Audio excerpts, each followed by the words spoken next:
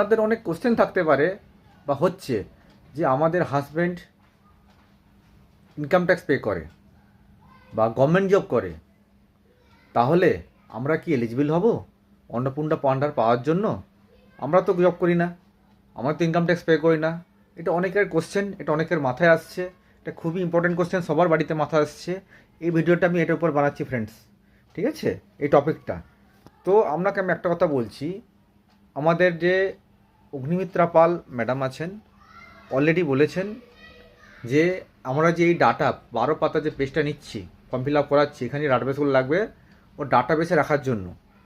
বাকি কারা কারা পাবেন না ওরা মেনশন করে দিয়েছেন, একদম স্পেশালি মেনশন করে দিয়েছেন যে যারা ইনকাম ট্যাক্স পে করে তারা পাবেন না। আপনি এখন অনেকগুলো ফেসবুকে ভিডিও দেখতে পাবেন, অগ্নিমিত্রা ম্যাডামের ভিডিও, ওখানে ডাইরেক্ট বলছেন যারা ইনকাম পে করেন তাদের ওয়াইফ পাবেন না। আর ফ্রেন্ড আপনারা বলুন, যারা ভালো ইনকাম ট্যাক্স পে করেন তারা কি পাওয়া দরকার, পাওয়া উচিত? আপনারা কমেন্ট করে অবশ্যই জানাবেন যে তাদের পাওয়া উচিত না পাওয়া উচিত না। এটা হচ্ছে ফ্যাক্ট।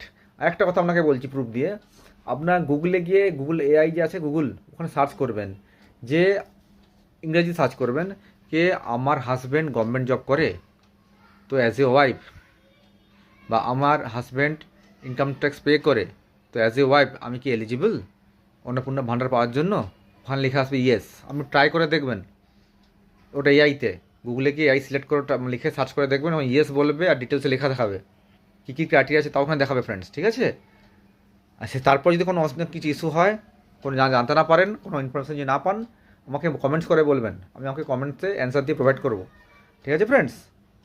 নেক্সট ভিডিওতে আমরা আবার মিলবো, ততক্ষণ চ্যানেলটাকে সাবস্ক্রাইব করে আমার ফ্রেন্ডস, টাটা।